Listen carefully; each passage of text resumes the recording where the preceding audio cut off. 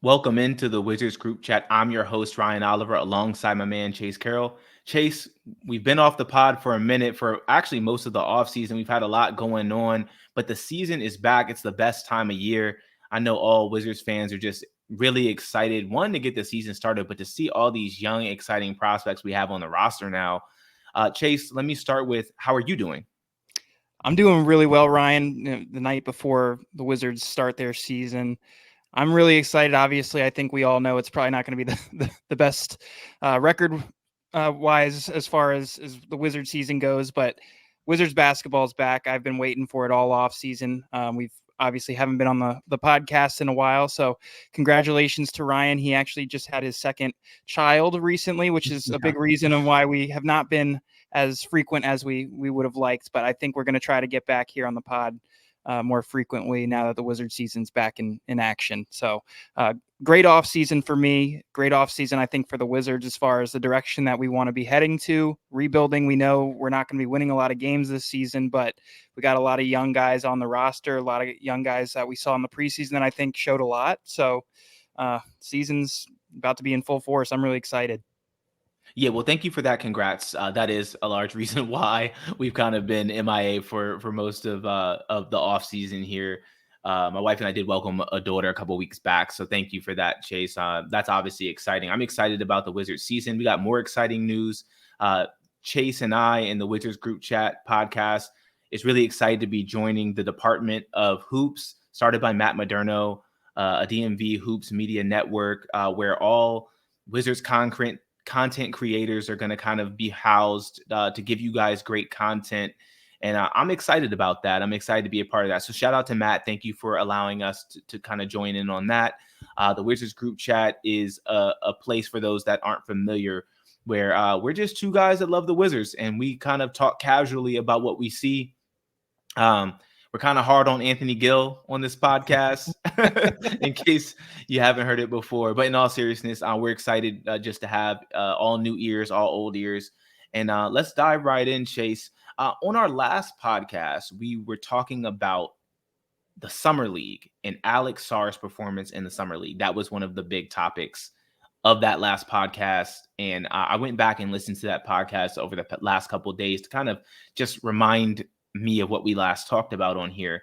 And since then, we've had a whole preseason to watch not only Alex Sarr, but the Wizards, and kind of get a gauge for what things are going to look like going into this season. Last season finished with 15 wins only. It was a pretty depressing product, but I think now with the additions of young guys like Alex Sarr, Bub Carrington, Keyshawn George, it's, we have a lot to be excited about in terms of the young talent on the team. I kind of want to jump right into just reacting to the preseason. We haven't had a chance to do that on our podcast yet. And we'll start with there for our season preview podcast. What did you see from the preseason in terms of what we think will translate to the regular season? Is there anything about the preseason that stood out to you, Chase? Yeah, I think we all know it's not going to be a great year win-loss wise. We're not expecting that, at least you and I don't think are. Most people shouldn't be expecting a lot of wins in the win column, and we'll dive a little bit deeper into how many wins we think we'll get this season a little bit later. But as far as what we saw in the preseason, I was looking for the young guys. I was looking specifically at Alex Sarr to see if he can improve on what we saw in the summer league. He really struggled very badly, especially on the offensive end in the summer league. So we wanted to at least see a little glimpse of something to show that he's an NBA talent, like the second overall pick. Obviously, he's a talented player. We all know that. He's got range. He's got, he can move with the ball in transition that most 7-footers can't do. He's got a little bit of handle to him, but he's very raw, and I think we all saw that in the summer league. Now, in the preseason, I think we saw a little bit more of what we were hoping we were going to see. We're seeing shot blocking. We saw that in the summer league already. We saw he can block shots. He can affect things on the defensive end, but it didn't show up on the offensive end. But we did see a little bit, slight glimpse here and there on the offensive end for him in the summer league. That's all I was looking for out of him. We saw Keyshawn George playing a really strong role offensively as well. You're seeing the point forward ability out of Keyshawn George, and as far as the rookies go, all three, I saw a lot that impressed me out of all three of them. Those are going to be three of our big building blocks moving forward. The second draft class under Dawkins and Winger, this is going to be something that we're all viewing for years to come. These guys are going to be a big part of it. So to see them all play pretty well, I think in the preseason was a really good sight for me. That was mostly what caught my eye in the preseason. Yeah, I'm right there with you. I think what caught my eye the most was the play of Sarr and Keyshawn George. I felt like Sarr had a nice bounce back from what we saw in the summer league. It's so interesting how context matters. And I referenced our last podcast we did reacting to kind of how Alex Sarr played during the summer league. And one of the themes I felt like we both were hitting home, but definitely me, was that people needed to relax and to give it time, and that big men, one, typically struggle in the summer league, but two, context matters so much, especially for young big men, in terms of what he's realistically going to be asked to do in the context of an NBA game. He's not going to be asked to do the things he was doing during the summer league, which was like sidestep threes, and kind of some of the shots he was taking to me felt like what you test out in the summer league when there's no expectations and you don't even have the proper like infrastructure to really thrive if you're Alex Sarr. And I feel like immediately when he got around NBA level talent, you saw him be much more effective because his teammates were able to put him in better positions to be successful. And I didn't even love the fit of him and Valanciunas together from what we saw in the preseason. It honestly looked a bit clunky with Sarr, Valanciunas, and Kuzma kind of at the forward center spots together. But what I did think you could see was just having those NBA caliber vets on the team made him look a lot better. And what he was good at was magnified, and his deficiencies were kind of not even a part of what they had him doing. So they didn't have him trying to be KD and trying to dribble and create like they did in the summer league. So I feel like the overreaction we got from the summer league and all the trolling of Alex Sarr and all that stuff, it was nice to see him kind of brush that off, dust it aside, and just relax and play well. And I felt like his 3-point shot looked really crisp. It looked better than it did in the summer league. Just even the release, not even talking about the fact that it went in, but it just looked smooth. And I think I was reassured for Sarr that he can be that Jaren Jackson Jr. level player down the road, that he has that ability to be an impact defender. And if that offense comes around, the shot already looks like it's going to be something that he's really going to have in his arsenal. The rest of it can come along. That's going to be really exciting. So I feel like going into this season, from what I saw in the preseason with Sarr, it just made me more excited that I know we're not going to win many games, but his skill set is a very exciting skill set to build around. And I know I've been a little long-winded. I just want to mention George really quick. I think we saw what made him such an interesting prospect, even though he was a later pick in the first round, just his versatility. And honestly, he's a bit more NBA ready. It appears that way than I even anticipated. He has a great feel for the game, not the most athletic guy, but he's not unathletic. So I think we've seen him use his athleticism in ways, but he's more of like that crafty athleticism than that pop. You know what I mean? More of that craftiness. But he's looked really good, and I wouldn't be surprised if he was getting close to starter minutes really soon here. I wouldn't be surprised by that either. 6'8", 6'9" wing that has ball handling ability. What I didn't really know heading into this preseason was his ability to pass the ball the way he can, his ability to move the ball in transition. In the modern NBA, you want 4 or 5 guys who can take the ball right off the rim and go. And that's exactly what he is, a 6'8" wing who's really, I thought he looks like a point forward out there playing in the preseason at times. His secondary ability to create is, I think, something that's going to be really important for this franchise moving forward. Obviously, we moved up a couple spots to get him. The Wizards absolutely loved him in the pre-draft process, and I think if the preseason shows anything on what he can become, I'm really excited about him. He's obviously the third first-round pick we made this offseason, but really exciting things that we're seeing out of each and every rookie we saw play in this preseason. We know Sarr is going to be a defensive player in this league. He shows that time and time again that he's going to at least affect that side of the ball, I think, this season. Now, is that going to lead to wins or anything? No, I don't think it's impacting winning this season, but I think he's going to show that he can block shots. He can steal, get into passing lanes, things like that in his rookie year. And George is a guy who's going to be able to do just a little bit of everything out there immediately. And to your point, I don't think I knew he was going to be as NBA ready as he's shown so far. I'm very impressed with what I've seen from him. And we haven't even gotten into Bub, who I think a lot of people's darling in the summer league. He's going to be a microwave scorer. We know that. He's gotten some comparisons I've seen to Jordan Poole and his type of game. I think he's probably going to be a little bit more complete offensively than Poole will be, hopefully, down the line. But really, really nice things out of each rookie this preseason.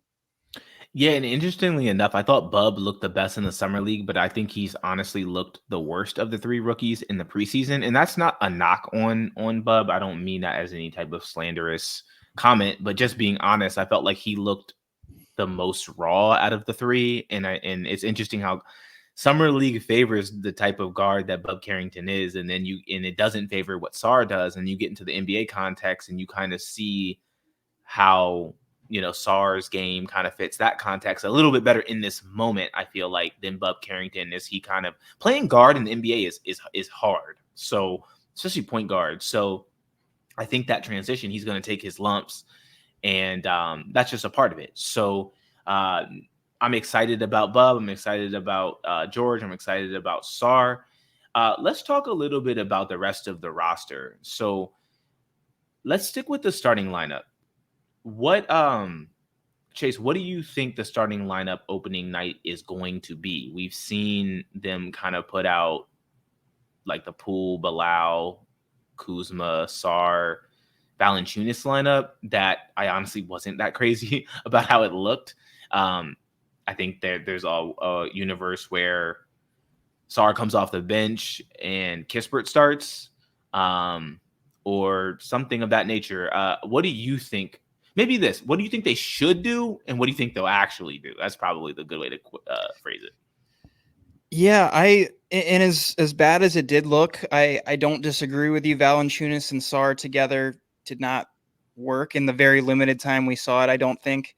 But truthfully, I still think that's what I would start with. And we don't need to start Sarr right out the gate. That would be perfectly fine in my eyes if this coaching staff thinks he needs a little bit of time to acclimate to the NBA game. It's a very fast-paced game. He might not be ready right out the gate. And I mean, I would say that was probably the case with Bilal. We didn't throw him out there immediately last season, even though I think he was pretty ready.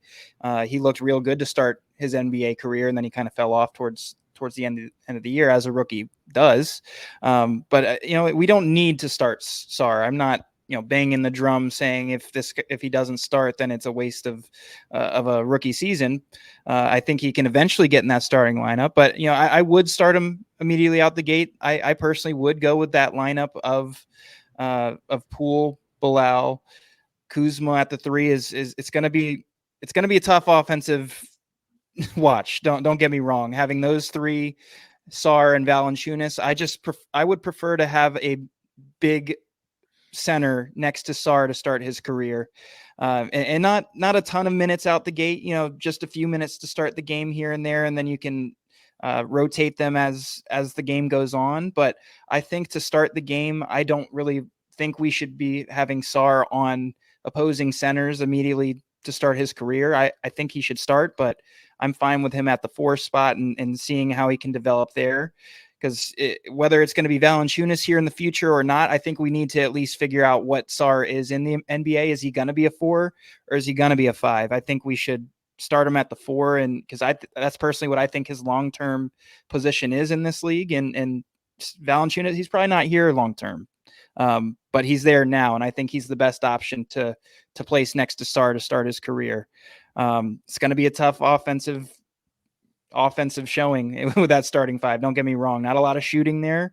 They're going to have to really depend on Jordan Poole and Kyle Kuzma to shoot the ball if that's the starting lineup they go with. But They don't have to start the game for 10 minutes for it to be effective. I think they can start with that lineup and then get some shooting in as the game goes on. Yeah, I've gone a bit back and forth with the starting lineup in terms of what I think they should do. I think if the goal was winning games, I would not start Sar, and I would start Kuzma at the 4, and I would just move Kispert into the starting lineup with Bilal and Poole, and Valanciunas, obviously. I think because winning games isn't the goal, I would start Sar in that lineup, even though I thought the lineup looked pretty bad together. I think that their vision for signing Valanciunas was for him to start next to Sar, kind of off the bat. So I think that if that was the vision the front office had for the signing, that they should go with that and at least see how it looks for 10 games and see if they can um, make it work. I think that I would stagger minutes, though. I think that I would do it like you kind of mentioned, just kind of for a few minutes to start the game, and then I would stagger the minutes. I do think it's valuable to get an idea of what Sar looks like playing alongside a traditional center and at the 5, maybe against bench units too. So I think we'll obviously see him play both the 4 and the 5, but I think I would start with him playing next to Valanciunas and kind of just see how it goes. I was underwhelmed with how Valanciunas looked in the preseason. I felt like he looked slow, and he's kind of always been slow, but he looked more slow or slower than I think I remembered him looking. And maybe I haven't watched a ton of Valanciunas since his Memphis days, which is maybe 3 seasons ago at this point. But and he's aged since then, so he could just be slower now. But I don't know if it was like the preseason kind of just moving slow because it's the preseason, or if he's really that slow. But that alarmed me a little bit in terms of the effort level that maybe we're gonna get from Valanciunas, because you're coming to play. Like I think he chose the Wizards because of maybe the opportunity to start, but also because of the longest term contract he probably was offered for the most amount of money. So I don't know if his motivation is going to be as high to like be in peak shape and give peak effort. Not saying it won't be, but I could definitely have questions about that because he didn't look like he was in his best shape to me that I've seen him. So I'm worried about that. I thought Kuzma looked bad in the preseason, quite frankly. And I think that Jordan Poole's a wild card. You could get the version of Jordan Poole we got to in last season, which was a solid version of him, or you could get. I don't think we're gonna get a version that was as bad as him under Coach Unseld, because that was just I don't know what that was, but I think you just don't know what you're gonna get, and it's gonna be interesting to see what versions of Poole and Kuzma and Valanciunas that we get. So with that said, I would start Sar, Valanciunas, Bilal, Kuzma, and Poole at least for 10 games, see how it goes. But if it's just a complete slog on offense, which it probably will be, I think I wouldn't hesitate to make a change to give them a little bit more spacing by putting Kispert in there. Because at the end of the day, you want these guys to develop, but you got to put them in positions to succeed that actually makes sense. And if it just isn't working and Sar isn't able to really, you know, maximize his time on the court when he's with Valanciunas or in Kuzma, then I think that could have diminishing returns if it's just really clunky. And at times it looked really clunky. And look, these guys are getting to know each other, right? Like Valanciunas has never played with Sar, and he's never played with any of these guys. And Poole and Kuzma just don't even have good chemistry, like to begin with. So you got a bunch of guys that are kind of learning how to play with each other, and it's going to be a work in progress. So I do think that's the lineup I would go with. Yeah, we're on the same page with the lineup we'd go with, and I think we're both on board with the fact that it would be a really rough offensive showing night in and night out probably, and they're definitely due to change that lineup. But that's what I would start with. I don't think Valanciunas is even going to be here through the season. We keep hearing rumors of potentially teams like the Lakers probably getting involved. We were probably the team that offered him the longest term, to your point, and I don't think this is the end goal for Valanciunas to be here very long. So I hope it's not an effort issue. I mean, maybe we do hope it's an effort issue and not a talent issue, and he just figures it out once the real games come along. But again, we're not trying to win games this season. I think we just need to put Sar in the best possible best place to start his career. And to me, I think that's with a big, strong center like Valanciunas, who hopefully plays a little better than he did in the preseason. Yeah, no, I'm with you on that. I'm hopeful that it was kind of just, a veteran that is unmotivated because it's preseason games, and you see that a lot of times where some of the vets will just give minimal effort. So I'm hoping that that's not the case, and that Valanciunas can be just kind of a nice mentor and a lead by example, and with his voice tight for all the young guys, because I think that in theory he's a perfect guy for Sar to learn from in terms of screen setting and positional rebounding and things like that I think he's going to struggle with early on. Like, he's not a phenomenal rebounder, and he's thin, so he's not going to be a great screener from the rip. At least I don't think so. I think those are things that Valanciunas is good at. He's a good screener and he's a good rebounder. So I think that there's things that Sar could learn, but we need to get a good version of Valanciunas. And I was a little worried from what I saw in the preseason. Let's talk about our expectations for the key players on the team. Let's kind of talk about like Poole and Kuzma. What are we expecting from those two guys, like the quote unquote leaders of the team, the best players on the team, I guess you'd say? What kind of seasons do you feel like we can expect from them? Like, do you think that Poole is going to have a bounce back season? Is Kuzma going to kind of play how he played last season, which at moments was pretty good, and other moments was frustrating? What are you feeling about those guys? Well, I think Poole can have a bounce back season to an extent. Now, what does that mean? I don't think he's ever getting back to Golden State Jordan Poole. Unfortunately, I think that's unfortunately sailed, but I think we can at least put him in a better position to succeed this season.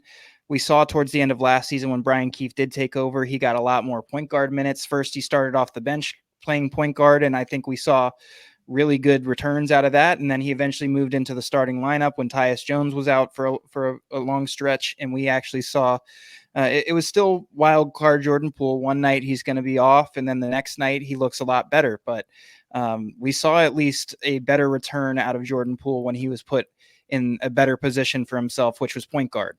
We saw at the beginning of the year, for whatever reason, it just never worked out with Wes Unseld Jr. He's playing a lot of shooting guard. A lot of two guard, and the ball wasn't in his hands as much as he needs it to be for him to be successful. Now, does that translate to a successful Wizard season, having the ball in Jordan Poole's hands at point guard as much as it is? I don't think so, but who else is really going to score? We just mentioned that starting lineup that we would go with. Bilal's not going to be a scoring guy, I don't think, this early in his career. He's going to be a defensive guy. We want Sar to potentially be in that starting lineup. He's going to be a defensive guy. Valanciunas, if he's in that starting lineup, I don't think at this point you can count on him to put up big offensive numbers anymore. Now, he has his moments as well, but I don't think you can count on that night in and night out. So somebody's going to have to provide scoring, and obviously Jordan Poole is more than happy to take that over, as is Kyle Kuzma. So we're going to kind of see, I think, a lot of what we saw last season, hopefully putting Jordan in a little bit better position this year. But Kuzma's going to throw up shots. There's going to be a lot of bad shots that you're wondering, why is he throwing those up? There's going to be times where it's like, oh, okay, he's 6'10" and attacking the rim like he should. That's the Kuzma that we like seeing over the past 3-4 seasons. And then the next game, he's throwing up 30-foot three-pointers, step backs that are clanking off the rim. So unfortunately, both of these guys are both hot and cold. A lot of the times they're cold together, and it's a really awful product on the court, and there's going to be plenty of games like that. We won 15 games with these guys leading our team last year, and not a lot of big changes as far as who is supposed to lead this team this season. Those are the guys still. I don't think we can expect much different as far as win-loss on the year. 15 wins last year. I wouldn't be surprised if we're right there again, 15 wins around that win-loss mark. And hopefully it's just a little bit better product on the court, and we're seeing a lot of the young guys succeed around them. And not as many forced shots by Kuzma this season, but we know it's coming. Yeah, absolutely. I think I'm excited to see what Poole can do with more of the reins of the offense from the get go, and kind of being empowered to just play that point guard role. I know there's going to be a lot of inefficient nights and a lot of frustrating moments and things like that, but I feel like last year we didn't really get a great idea of what Poole really can do as the lead guard, because we didn't see it for long enough. And now that he's going to just be that lead guard without like a Tyus Jones in the way. And honestly, I almost feel like it's a blessing in disguise that Brogdon isn't available right this moment, because I didn't want them to force feed Brogdon into the starting lineup next to Poole, because that's kind of along the same lines. Like, Brogdon is a traditional point guard. And while I do think that Brogdon can play off ball pretty well, so they, I'm sure they would kind of co-point guard, but that was kind of like what was happening before, and that's another version of that. Now, I like Brogdon on the team as his backup, and that's what they can play together in spurts, but I think in a way it's kind of a blessing in disguise that they're not going to be able to even think about putting Brogdon in the starting lineup, and because he's not available, and we're just going to get to see from the jump Jordan Poole playing point guard for 30 minutes a night or however many minutes he plays. I don't know exactly what I expect. Like, I think that he'll be solid. Like, I don't think it's going to be a disaster, but I don't know if I expect it to be great. In terms of Kuzma, one thing I really want Kuzma to do is stop trying to be Jason Tatum. Like, that is not who you are.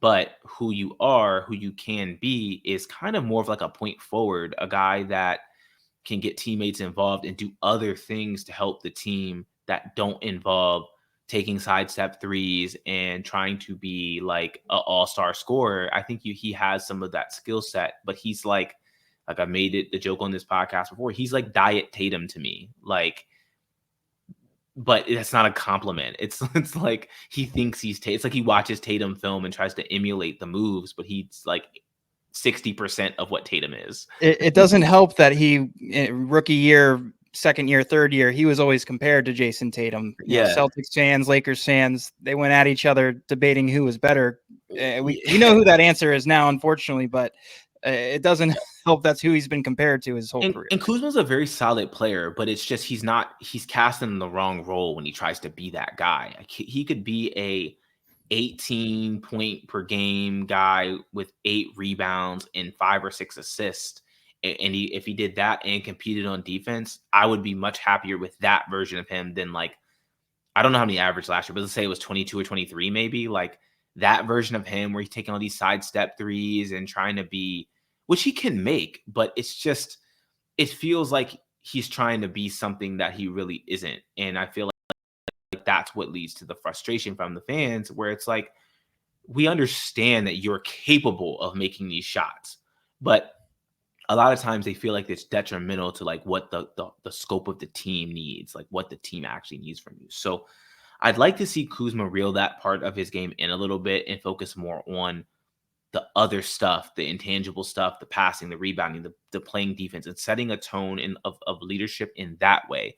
Because I think the young guys see Kuzma competing on defense and trying to set them up and not so focused on getting his own points, then I feel like that will kind of lend well overall to just like the team success. Again, it's not going to lead to wins, but I think it could lead to a better product to watch. And I think that that's what I want this year, is a better product to watch. I don't care about them winning. In fact, I want them to lose, but this year anyway. But it's like, I want to watch something that's enjoyable. And I think Poole and Kuzma playing within themselves and not doing some of the eccentric stuff they can do sometimes will really help in that regard. So that's kind of my spiel on those two guys. Let's talk a little bit about Corey Kispert. So Corey Kispert just signed an extension, 4 years, $54 million, kind of right at the buzzer for the extension deadline. What were your initial thoughts about the Kispert trade? I will say, for those that may have not heard the Wizards group chat before, that was one of the things we talked about in one of our last pods too. That was earlier in the summer, about whether we thought that they should extend him. And we both were on board with bringing Kispert back. So just to kind of give that people that preface it with that, what are you feeling now that the pen has hit the paper with that extension for Corey? Yeah, we were all dependent on what that number was. And the number that came back, obviously 4 years, $54 million. I'm ecstatic with that contract for multiple reasons. One reason being he's a solid young player in this league, and a contract like that, it's pretty similar to the deal that Denny got last year before he really blew up and I think exceeded his value very quickly. I think we could see that again here with Corey Kispert. Yeah, another great move, I think, by Dawkins, Winger, those two really valuing a player who's here in the building and getting a really good contract for him. He's a very young player. He's brings something that's extremely valuable in the NBA today, 3-point shooting, and he's one of the best in the league at it, in my opinion.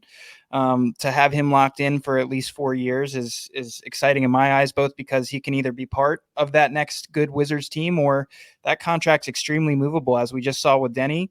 We just got really great value out of Denny with a contract pretty similar to this one.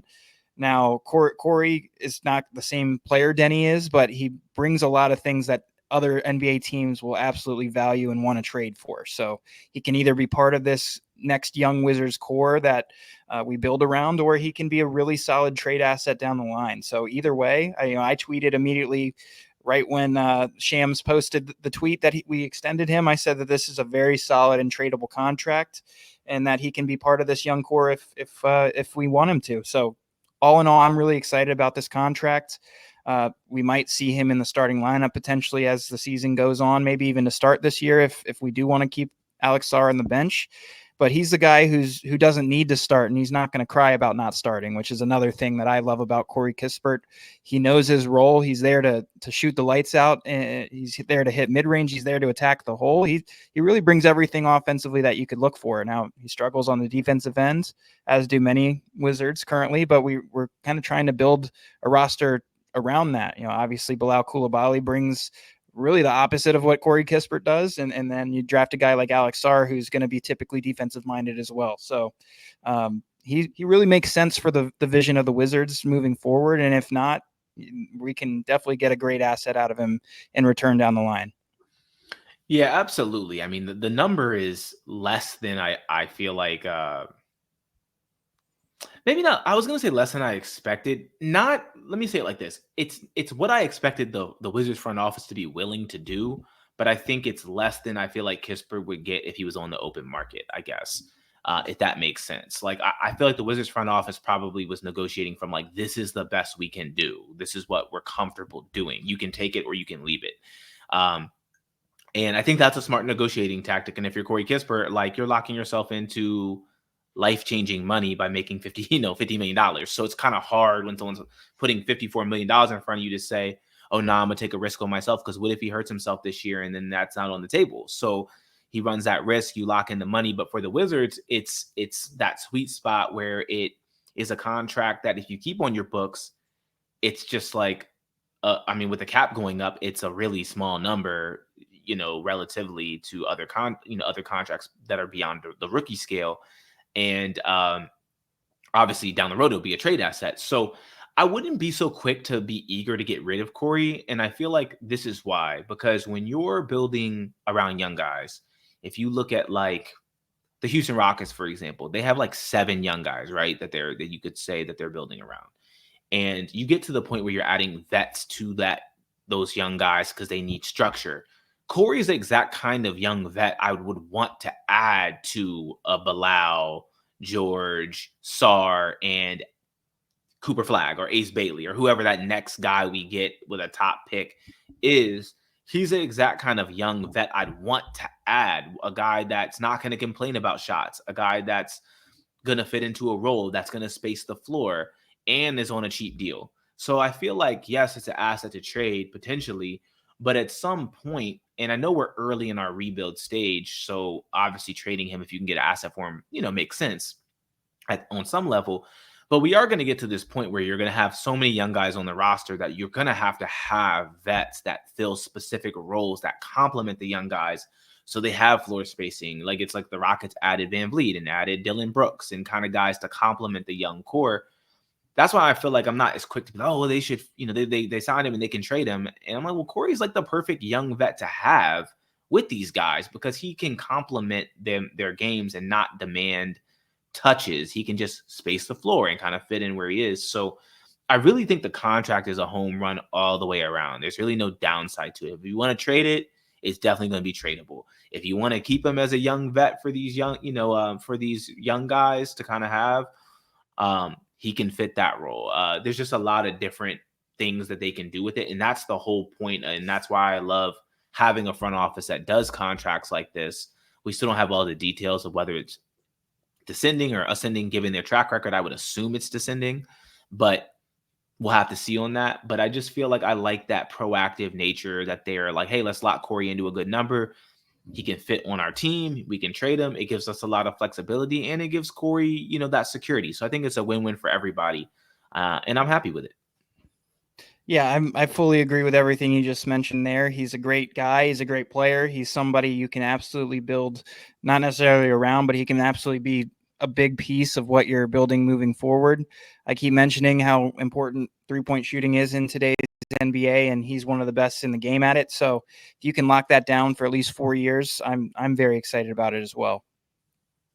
Yeah, absolutely. Another thing I want to talk about in terms of news, we had the Jared Butler being cut and then being brought back on a two-way. There was a lot of uproar on Wizards Twitter revolving Jared Butler. I feel like I'm always saying this type of thing on our podcast, and I feel like people need to relax. Like, we get really upset about like Jared Butler getting cut. And I get that like some people have a soft spot for Butler. They like his game. It's like Jared Butler is not going to be on whatever version of the Wizards is good. Like, he's not going to be there. He's a backup point guard at best. And while I think he was very deserving of a spot, more so than Johnny Davis, more so than Patrick Baldwin, more so than Anthony Gill, definitely Anthony Gill. They could have cut him. But my point is, I feel like people are just so quick to be like, oh my God, like, how could they not keep Jared Butler? And I'm just like, guys, like, this guy's a backup point guard. Like, it's not the end of the world if they don't keep Jared Butler. And I'm glad they brought him back. I like Jared Butler, but it's just, we are a 15-win team with Jared Butler or without Jared Butler. And I agree that like he's the kind of player that you like, he's a good player to have and a kind of guy that is deserving of a role on the team. I agree. But for like the 24 hours, people didn't know, like, he got cut, and obviously we didn't know he was coming back on a 2A. People were just so upset on social media about it. And sometimes I just feel like, I'm like, man, it's like you would have thought we cut Bilal. Like, oh yeah, let's cut Bilal to keep Johnny Davis or something. I'm like, guys, it's fine. Like, it'll be okay. He's a backup point guard at best. Like, it's not like we're cutting a future all-star. It'll be okay. I was glad they brought him back. But I just thought that like the reaction was like, I was surprised they cut him. Like, it surprised me a little bit. I was like, oh damn. Like, I even sent to our group chat, I said, oh damn, like, wow, like they cut him. But like, I wasn't upset about it. I was just like, oh, that's interesting. But there was a lot of people upset. What was your reaction to, I guess, them cutting him in the first place? And then what are your thoughts on them, bringing him back and, keeping him in the organization on a two-way? Yeah, and I agree with everything you said there. It is pretty funny how we're blowing up about Jared Butler. Obviously, right before the season, we're excited about everything that's happening. But in the grand scheme of things, Jared Butler, to your point, probably not a big piece of what we're doing moving forward. But at the same time, and I've seen this point mentioned multiple times, you kind of want to set a precedent of people who deserve to be here are here. And I'm glad that he's back. But, my initial reaction when he was cut was, I didn't love it. Patrick Baldwin Jr., who I think has done absolutely nothing to deserve a roster spot currently. I guess they were going to have to probably give an asset up to get rid of him, and they didn't want to do that. So I'm fully on board with not giving anything up to get rid of him. I'd be fine just cutting him. Obviously, the front office and ownership or whoever's making this decision money-wise doesn't want to do that, and Jared Butler was unfortunately the odd man out, and I didn't love that. I think you got to set a precedent here early in the rebuild that whoever has earned this spot deserves the spot. Now, am I up in arms over cutting him? No, I'm not getting my pitchfork out or anything at this front office like some of social media was, but I wasn't happy about it. I think I would cut Johnny over him, and I would absolutely cut Patrick Baldwin over him. And you mentioned Anthony Gill. We'll mention Anthony Gill till we're blue, but he's unfortunately going to be around whether we want him to or not. So he's kind of taken up a roster spot for no apparently good reason to me. So Patrick Baldwin Jr. I think should have been the odd man out there, just because Johnny Davis, obviously the draft capital still you shouldn't care about that at this point, but at a little bit you do. So I'd keep him over Patrick Baldwin Jr. But I'm glad we got him back. A two-way deal. We're all upset about it, but obviously the league didn't view him highly enough to roster him with an outright spot when he was cut. So he's back in the building. We're all upset about it, but that's kind of just what he is in this league. I think to other GMs as well. He's a backup point guard, and he's going to give you great spot minutes here and there. He had a couple really good games last season. Like, he's shown to be a really solid player when he gets the opportunity, but is his upside going to be a starting point guard in this league, or someone who I think makes a major impact on winning? I don't think he's that at this point. So glad he's back. Happy to see him back in a Wizards uniform, but yeah, not a big reaction either way. I only have the experience of Wizards Twitter. Like, I'm not on all the other, other teams' social medias platforms. You know what I mean? Or like, they're following. I mean, so it's like but I just feel like the Wizards fan base overreacts to things. I mean, maybe my reactions are just tame these days. Maybe it's coming with older age. As I get older, I feel like nothing is like worth getting that upset about. But I feel like it'll be like, Sar has one bad preseason game and it's like, oh my God, he's a bust. We should have picked Reed Shepard. Now, that may or may not be true. Like, you could debate that. Maybe they should have picked Reed Shepard, but it's like, it's the preseason. Or, excuse me, it's the summer league. Like, can we at least get a few of the real games under our belt before we declare our player like a bust or like isn't worth the pick or whatever? So, and then it was like with the Jared Butler thing, I was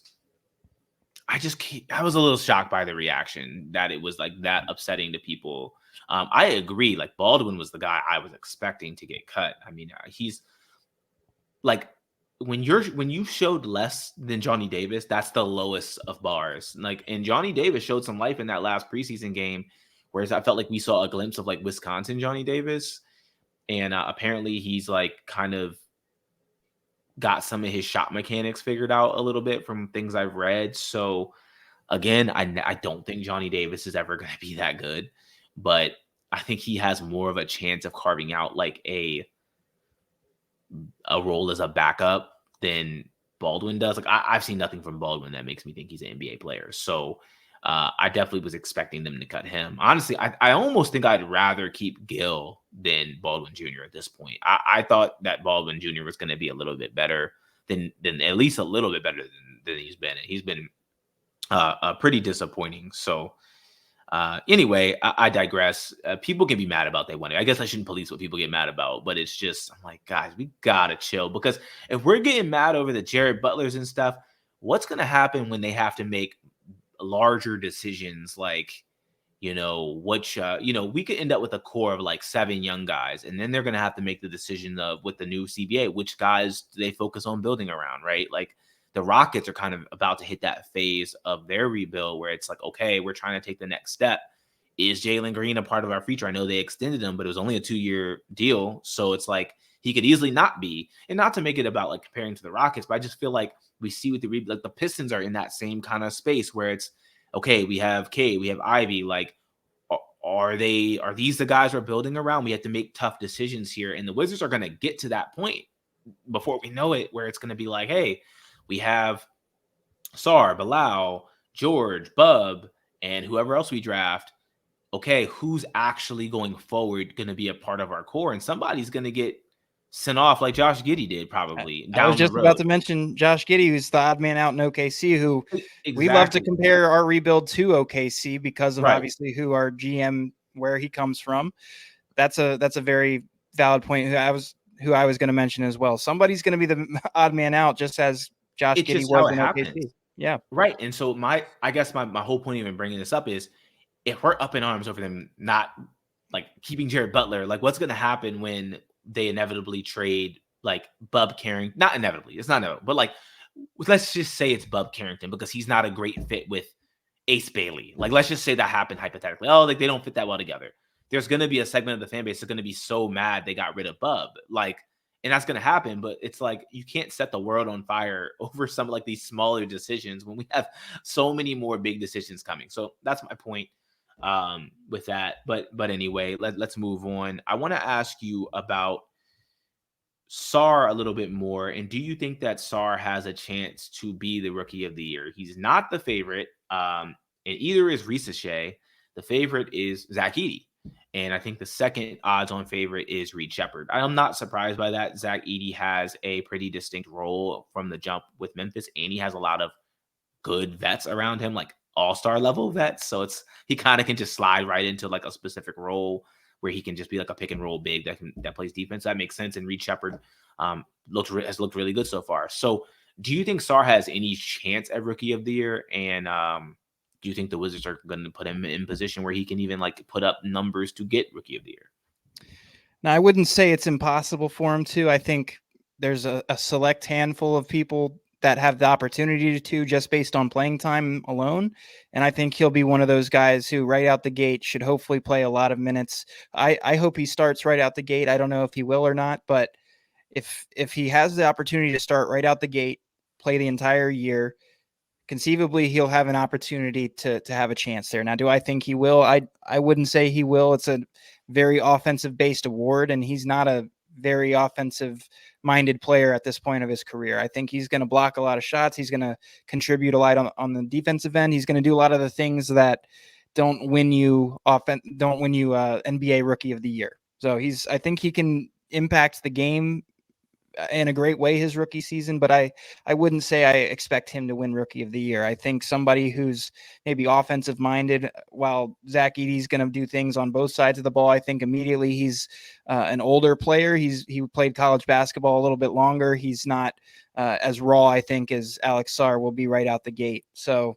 I would definitely view Edey as the favorite, as Vegas views him as well. That they view him in that light for a reason, opportunity. He's potentially going to start right out the gate there in Memphis, and he's going to have the opportunity to win right out the gate, I think, with Memphis. Just a great team around him. Sar, we're talking about potentially 15 wins again for him. That doesn't normally translate to rookie of the year when you're not winning a lot of games and you're not doing a lot, at least in the stat columns offensively. I don't think he's going to be putting up monster numbers his rookie year in the stat sheets, but I think he can contribute to a lot of things that we want to see moving forward. And that's all I care about for him. I'm not putting that expectation of rookie of the year on him. Yeah, I think just given the talent in the rookie class, I think that the voters are going to kind of lean towards guys that are impacting winning, even if they don't have like the gaudiest numbers. So, like, for example, like Reed Shepard, I think that he's just in a position to be impactful because of what they're going to be asking for him to do is probably playing like backup point guard. I feel like he's just going to be around a lot of more talent. So he's going to be just put in a little bit better position to actually have an impact on winning games. And I think that when, it's like being on the Wizards hurts Sar because the Wizards are a joke to everybody. So when you're talking about Sar, like you even hear people like if you listen to like the Bill Simmons podcast, like it's like they never can just talk about what they actually think of Sar. It's like it's in the context of like, oh, well, the Wizards mess everything up. So it's like it's in that context where I feel like unfairly, honestly, because what does Sar have to do with? I mean, he's on the Wizards, but what does he have to do with the track record of the Wizards? He's his own entity and he's new to the team, but I feel like he's just going to have that. He's going to be looked at through that lens of, oh, well, maybe he put up, 14 points and 8 rebounds and a block and a half a game. Let's just say, like, that's probably optimistic, but let's just say, but the Wizards won 14 games and they're a joke. So who cares that he put up those numbers? And I'm not here to tell you like he should win rookie of the year if that's the case. I'm just saying that I feel like he's not going to get much consideration unless he just like blows the doors off of the of things, where if he's like scoring 20 some a game and looking like offensive force, then I think that it might be undeniable, but that's probably not going to happen. So I think that even if he looks good, I feel like because he's not impacting winning like Zach Edey might be doing in terms of actual wins and losses, and Reed Shepard is doing, or even like maybe Zachary Ricochet is doing in Atlanta. Like Atlanta might be better than people think. Who knows? And I thought that Ricochet's looked pretty good. So you never know. But I definitely would have Edey as the favorite too. And I think Sar has a chance to be maybe the third on the ballot, but I think that I would be surprised if he finished in the top 2 of the voting. So that's kind of where I'm at on Sarr. I'm really excited about Sarr though. And the preseason that really energized me, and like, oh, okay, like he to me has a really high upside because his baseline is he can defend on the perimeter and the rim. And I feel like if he can do that and that outside shot is like anything reliable, if he can just get a little wiggle off the dribble in like a couple other little things, he's just going to be a good player for a long time. Now, whether that's a star, I don't know. But honestly, I'd be happy if he was like, one of my friends was like, "Oh, would you be happy if he was Evan Mobley?" I was like, "Dude, if he was Evan Mobley, I'd be doing backflips. Like, like I would, that would be amazing." Evan Mobley's one of the 7 best defenders in the league, if not higher than that. Like, he's a great defender. He's not a great offensive player yet, and that's why I think that comparison works with Sarr, because it's like I don't think Sarr's a great offensive player yet. But Sarr's probably already a better shooter than we've seen from Mobley. And like, it's a short sample size, but Mobley hasn't been much of a 3-point threat in his career so far. So it's not a 1-for-1 comparison, but if he is anything like Mobley is, I would be ecstatic about that. So I'm excited about what we're going to see from Sarr going forward. Yeah, I agree with you. I think he'll at least be at the top of the list as far, when push comes to shove at the end of the season. I think he'll be hopefully a top 5 range there in the rookie of the year conversation.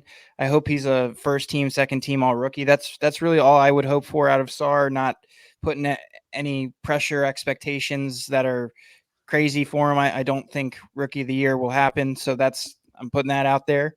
Not putting that on him. I would love if it happens, but no worries if he doesn't.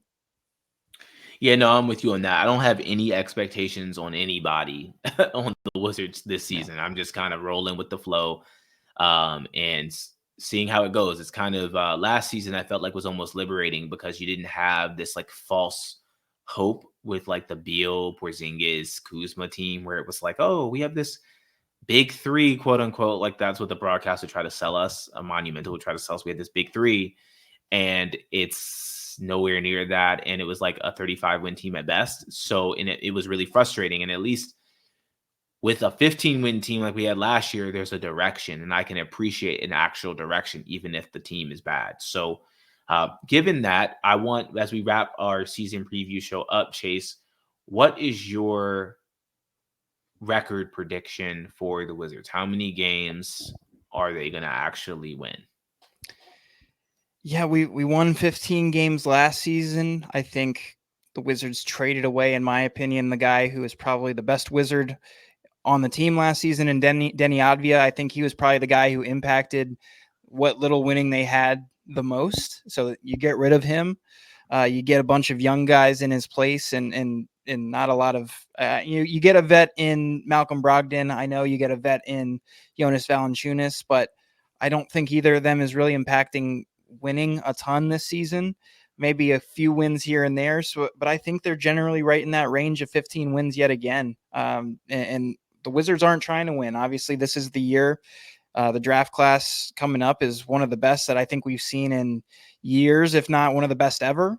You want to be very high in this draft class, and the Wizards don't want to do anything that's going to take them out of that range for Cooper Flagg, Ace Bailey, you name it, at the top 5. We want to be there. So if the Wizards start winning a little too much for whatever reason, guys like Kuzma are contributing to winning, whatever veteran you name here is starting to win too many games, I think we're going to see him shipped out. And we don't want to fall out of that top 5 range. So 15 wins is where I'll put us at again. Could even be lower. I would not be surprised. I think we were optimistic last season with our win-loss total, and I'm not going to do that to myself again. We're winning 15 games, and if we win more than that, wonderful. If not, welcome to DC Cooper Flagg. Yeah, I'm with you. I think last season I had us in like the low 20s, and I was kind of saying I remember on season preview pod last year that I was like, I think people are a little too optimistic about the team. Like, I think from what we saw in the preseason, they're going to be pretty bad. And they were kind of even worse than I thought with 15 wins. I'm gonna go 17 wins. I think that Poole's not going to be quite as bad as he was last year, and I think that Valanciunas is a legit starting center in the NBA. So not that Gafford wasn't, but I just feel like Valanciunas has a track record of success, of competence, and I feel like if he's in shape and can kind of be on his like decent effort, I feel like it just gives him a higher baseline, and they'll get rebounds and things that they just weren't getting last season, the close possessions and things like that. Like, Valanciunas can rebound. So that's probably his biggest strength, even at this point in his career, is he's a really good rebounder. So I think just having like Brogdon, Valanciunas, a better version of Poole, and like better young talent, and with the additions of Bub, George, and Sar. I just think that they'll win a couple more games. But would it totally surprise me if they just like won like 11 games or something? Probably not. But I'm gonna go with 17. I think it's gonna be another like really tough season, and some games are gonna be really hard to watch. Like opening night against Boston, it's probably gonna be pretty brutal. Like I honestly would not be surprised they lost by like 25. But I think it'll at least be a pretty good product at times, and better than last year. So, do you have any bold predictions for me as we wrap up here? Oh, on the I'm spot putting you on here. the spot. Yeah, bold predictions. I would say bold prediction at the end of the year, we're seeing Kaishan George in that starting lineup. That would be my. I don't know. I don't even know if that is bold. Obviously, you want to see your young guys eventually Yeah, it's pretty reach that. bold. I'd say that's pretty bold. We I mean, I saw a thought lot he'd of be in the yeah, G League originally, yeah. so I thought he'd be more of a G leaguer. So if he ends up in the starting lineup, I think that's pretty bold. Yeah, I think we're going to see some starts out of him this season immediately in his rookie year. He showed a lot in that preseason that I really think we can build around. He's somebody at 6'8". He's a really good shooter for his size. He can really move the ball and distribute the ball a lot better than I expected. I'd love to see him eventually potentially take that future role that, I think that 3 spot, if Kuzma gets traded at the deadline, like I hope we finally do, there's going to be an opening there. And I hope he's the one who takes that spot.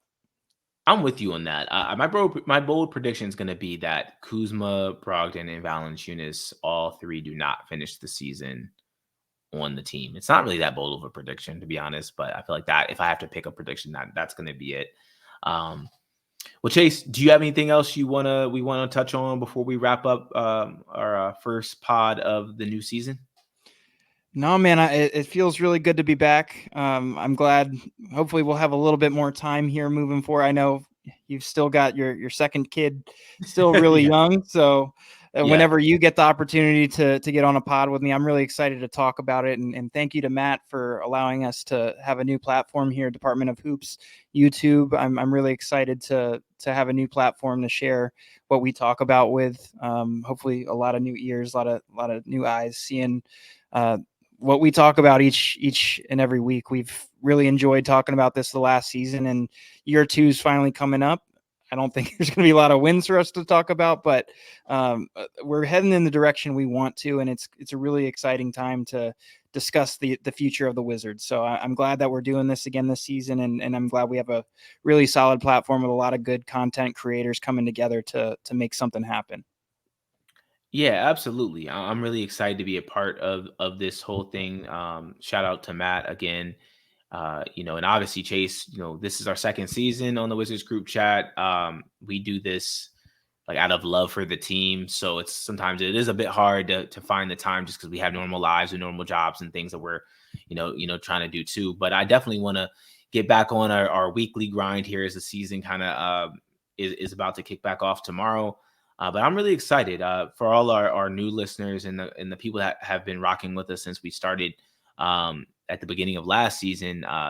Thank you. I'm really excited to kind of kick off our second season here on the Wizards group chat and get things going. We have guests too at times. That's part of like why we're called the group chat. Is it was inspired by our Wizards group chat, and we have people pop on to give us their opinions too. We've had some great guests on like season 1 of our show, and so I'm excited to also incorporate that into season 2 and to kind of just keep the conversation going and give Wizards fans a great platform to hear discourse that's not going to be slanted with propaganda and just kind of get the honest opinions about like how fans feel about what we're seeing from the organization and on the floor. So I'm excited, Chase.